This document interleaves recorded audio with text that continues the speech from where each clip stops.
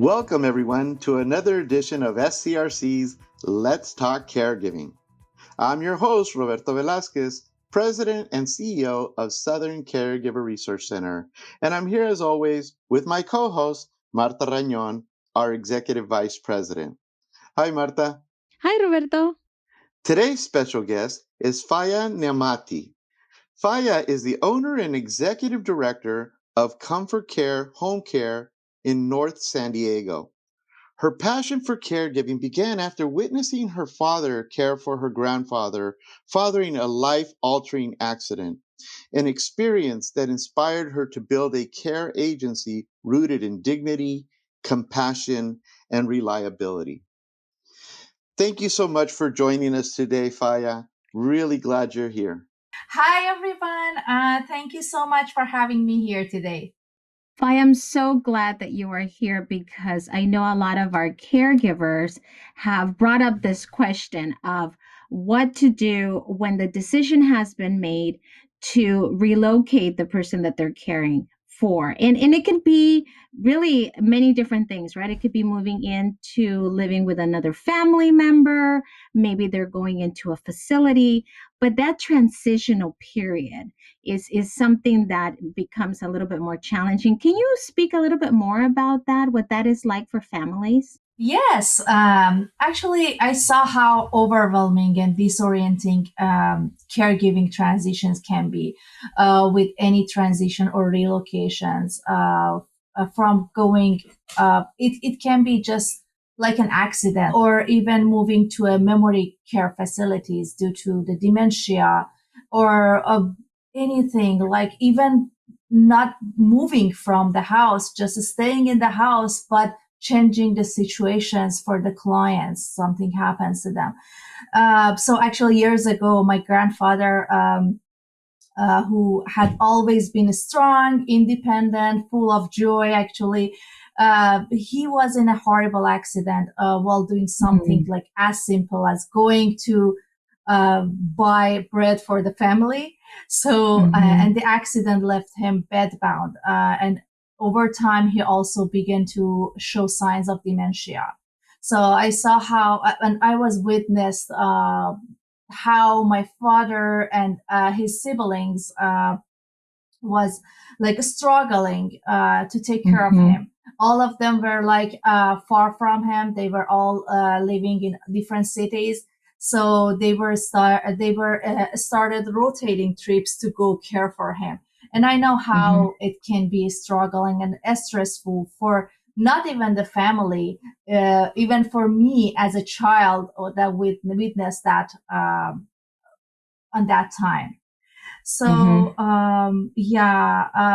actually, when I started this business, that was always in my mind that we shouldn't leave the families alone, in that situations. And I guess what you're mentioning here, Faezeh, is really important to consider is also that emotional side of transitioning, right? I mean, logistically, you have to figure out who is that person going to live with, or what is that going to cause when you move into a facility. But the emotional aspect, like you're saying, that it even impacted you as a child because things are different. And now you're going from a person who, was going about their day and now they're bedbound. That transition is also very challenging for families. Yeah, and I think it's really important to note that it's these are accidents. I mean, what you're mentioning is something that went from one day to another, and then they were hospitalized, and now they're in a situation where they might have to go home to a different type of home, make accommodations, adaptations to the home environment, or go move with somebody else, another family member or a distant relative or something, or even their children, their adult children, and then there's those like you had mentioned going from a hospital setting to like a memory care, a nursing home type of situation, because it's no longer safe for them to be at home, but they can't go back. So those are things that are really we don't think about it all the time, especially when something happens like a stroke or something that happens, and it really kind of changes the whole caregiving situation. So, Faya, maybe we can talk about some practical or logistical suggestions, some tips that you might be able to share for families if they're finding themselves in this situation. Yeah, actually, it's good to talk about the syndrome, which is go through. People may go through that during that situation. It's relocation stress syndrome. It's real, and it can show up in a number of ways, like confusion, anxiety, trouble in sleeping, or even a decline in physical health. So just think that the home you've known for decades, it's going to be away from you. So you're going to be away from neighbors. Your daily routine will be changed, and it can like feel like you're losing something. You're losing a part of yourself, and it's so stressful. It's not just for the person receiving care. It's the caregivers can feel it actually deeply as well. So many of the caregivers are dealing with like guilt, like an exhaustion. So they may ask themselves, "Am I making this right? This is the right decision that I'm making." So at the same time, they are trying to keep up with the medical needs, with appointments, with like family responsibilities, everything. So it's going to be a really uh, tough situation, I think. So one of the most powerful things that the caregivers can do is validate themselves, first of all. Validate your loved one's emotions as well as your emotions, like fear, sadness. These are the feelings which completely normal. It doesn't mean that the transition is wrong. It just means that you're human. You're dealing with Mm-hmm. these feelings because you're human. That the first thing is just acknowledge and validate your feelings. Whenever possible, try to include the clients, your loved ones, in the process. Let them make some small choices, like which family photos they want to bring with themselves, what chair they want in their new space, or what music they would like to hear in the morning. These are some little things that they can get involved with, and they feel that they still living in their home, or they still living their routine. You bring up some great points, Faya, and I remember a client telling me that it made such a big difference when she did have to move her father into a memory care facility, actually, that it was really important to have even her father's favorite bedspread, the colors, Mhm. personalizing it, the photographs, the a few of the knickknacks that they really, really liked or were very fond of. Of course, you can't take a whole house full of furniture into a one bedroom, and sometimes even a shared, but a one bedroom type of location.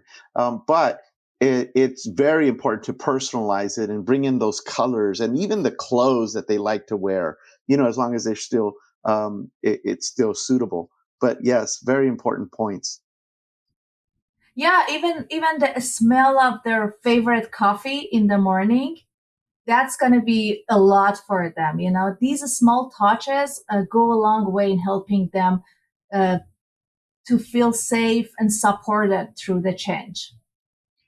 I'm glad that you mentioned the emotional aspect of transitioning. Guilt is a very real emotion that caregivers face. I know that through my experience, a lot of the people in the periphery made their opinions known that this was, not a good thing, and how could I? And as a caregiver, I had to really push back and say, she needs 24-hour care. this is the best decision for her. It's not an easy decision for me, but it's the best decision for her. And I think that that is something that we really need to keep in perspective, that yes, the feelings of guilt are there, and maybe remorse and judgment. But if you really take into account that as the caregiver, you are doing the very best for that person, whatever it may entail, I think that putting that into perspective helps you work through those negative emotions that you might be feeling, which, like you said, are very real. They're very much a part of what makes us human. Yeah, and I think one of the things to think about in planning, because not everything, of course, is a move based out of a crisis, right? Sometimes it's things are leading up to the point where that individual can't live there by themselves, and maybe it's better for them to move in with a family member or a close friend or into a community. And I think there's things that we need to look out for, right? I mean, is that person unable to stay there by themselves? And if they aren't, and you do have maybe some in-home care that's helping, can they afford it? Can they continue to afford it for a long period of time? Or do you have intervals of people coming in and helping? Some of them are free because they're family. Some of them might be respite through Southern Caregiver Resource Center, through our respite program. Some of them might be in-home paid care, like through ComForCare in San Diego. So it's a combination of things, but there's things that you have to look for, right? There's signs that show it's not safe anymore. Yeah, like during the transition, caregivers are often juggling everything like work, family, uh, medical appointments, and also intense emotions. So it's really easy to feel burned out, overwhelmed, or even guilty. So, but feeling that way doesn't mean you're a bad caregiver. Mm-hmm. That's why support for you matters just as much as support for your loved ones.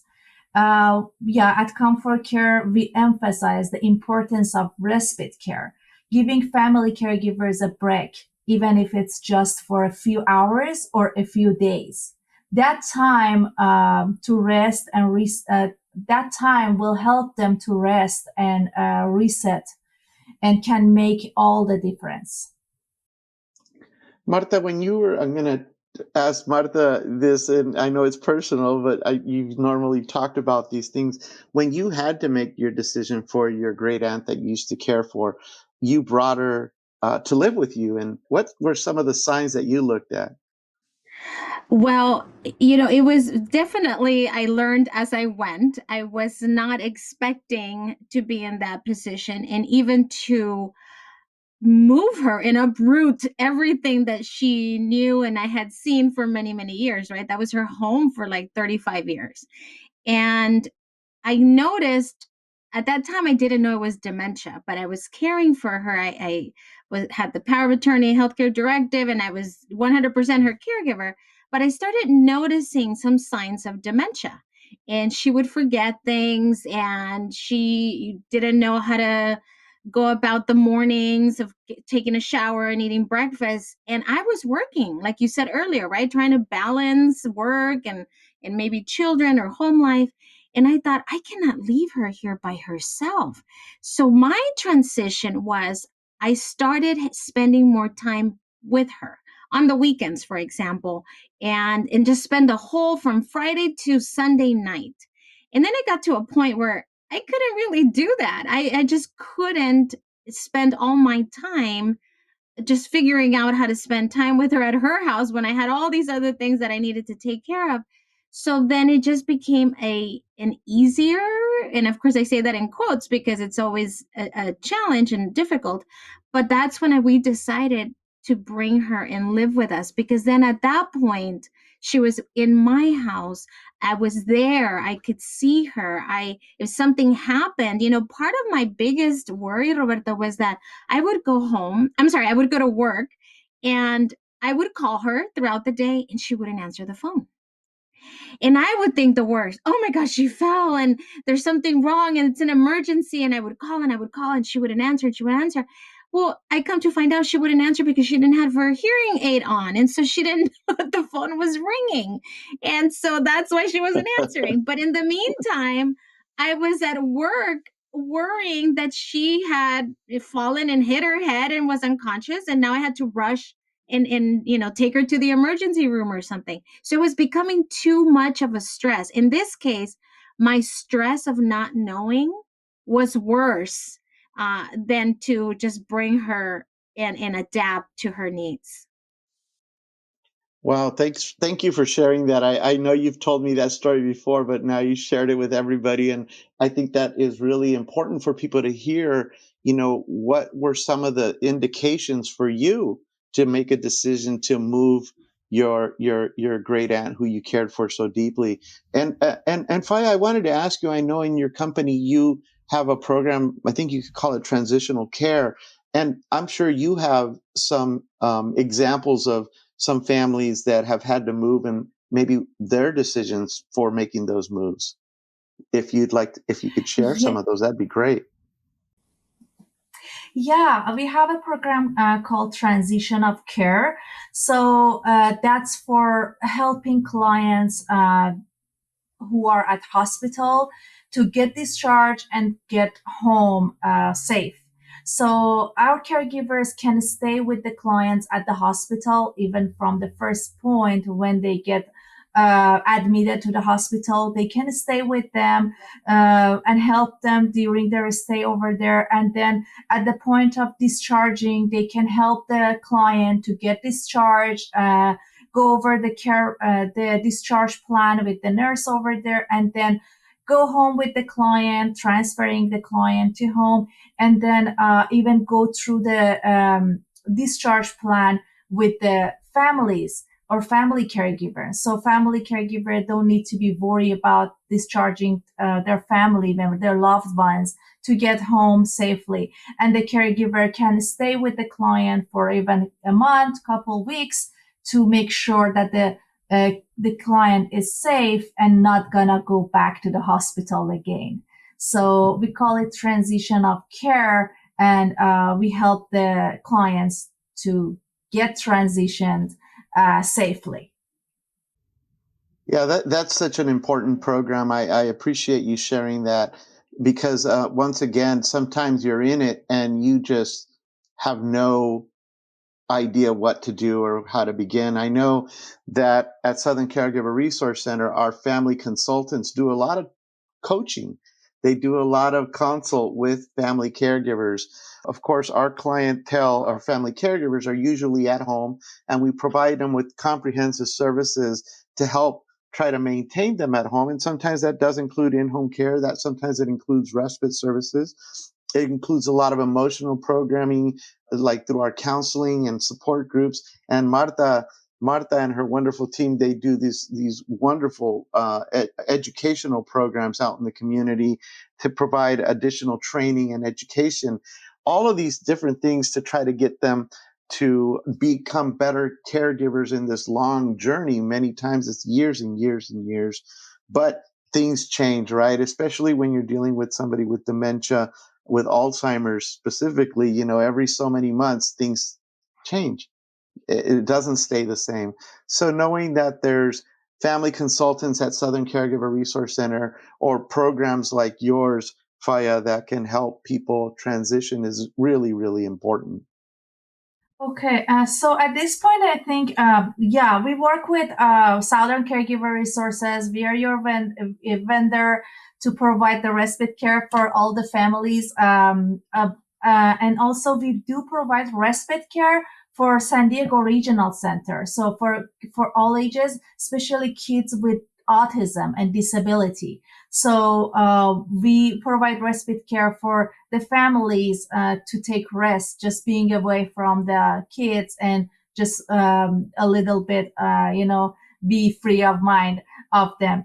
As well as another program that ComForCare work on is a guide program. I don't know if you ever heard about that. It's supported by Medicare. So this program is designed to support people living with dementia and their families by offering care coordination and in-home respite services. So it's at no cost for the people who are eligible under Medicare Part B. Actually, it's going to be $2,500 per year for respite care. That's the budget for them, for anybody who has dementia and is staying at home. So we work with a guide program to deliver these services to the family caregivers, actually. Yeah, I've heard of the guide program. It's an excellent program. I'm glad you're all a part of that. Well, that's all the time we have left for this edition of Let's Talk Caregiving. To hear more of our podcasts, follow us on your favorite podcasting platforms or visit our website at scrc.care. I want to thank Marta for co-hosting another important discussion, Faezeh Nemati for joining us today, and our audience for tuning in. If you're providing support to a loved one, you don't have to do this alone. Asking for help is not a sign of weakness, it's a sign of strength. To connect to our programs and services, visit our website at scrc.care or call us at 1-800-827-1008. If you live outside of San Diego and Imperial counties, visit caregivercalifornia.org to connect to the nearest Caregiver Resource Center in your area. To support our efforts and make a tax-deductible donation, please go to scrc.care and click on the Donate tab. And remember, SCRC is here for you, caring for those who care for others.